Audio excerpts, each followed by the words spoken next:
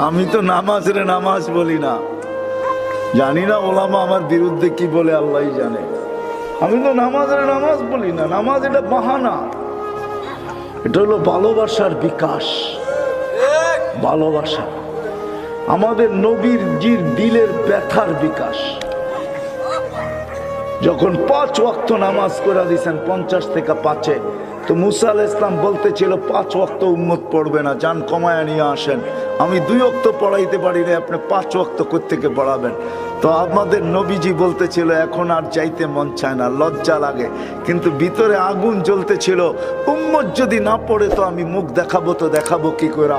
তো আল্লাহ মনে হয় কানে কানে বলছেন, বন্ধু আপনি উম্মতকে এত ভালোবাসেন, আমিও তো ভালোবাসি, চিন্তার কোনো কারণ নাই, আমি ডাইকা ডাইকা পড়ায় নিব, ডাইকা ডাইকা ঘুমের দিকে উঠায়া হলেও পড়ায় নিব, আপনি চিন্তা করেন না, দায়িত্ব আমি নিলাম। আর আমার মনে হয় নামাজের জন্য না, হায় উম্মতের পরে তো উম্মতই নাই, ঠিক না? এই নবীর পরে তো নবীই নাই, ঠিক না? উম্মতের পরে কি নাই? উম্মত নাই। নবীর পরে নবী নাই। এর চেয়ে বড় মাহবুব আল্লাহর কাছে কেউ নাই, ঠিক না? হ্যাঁ, আল্লাহ নামাজ পড়তে পড়াইতে নামাজের জন্য ডাকে না, আল্লাহ মনে হয় কথা বলার জন্য ডাকে, নামাজের জন্য না।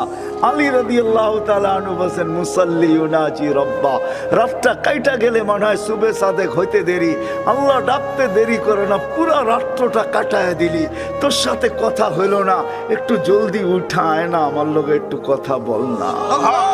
আবার দুপুর হইলে বলে, কই সকালে কথা বললি, দুপুর হয়ে গেল এখনো কথা হইল না, একটু ছুইটা আয় না, আমার লগে একটু কথা বল না। আবার যখন আসর হয়ে যায় তখন বলে, বেলাটা ঢইলা গেল, আমার সাথে কথা হইল না, কোন দুপুরে বলছো, এখন বিকাল হয়ে গেছে, আয় না একটু কথা বল না।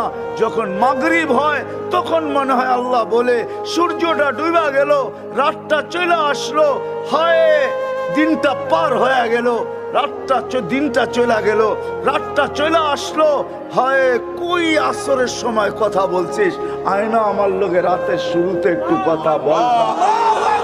আপনি বলবেন তাহলে এশা কেন?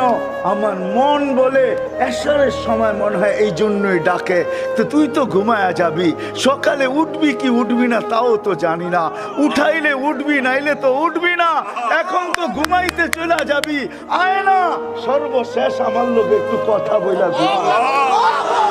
আল্লাহ মনে হয় কথা বলার জন্য ডাকে।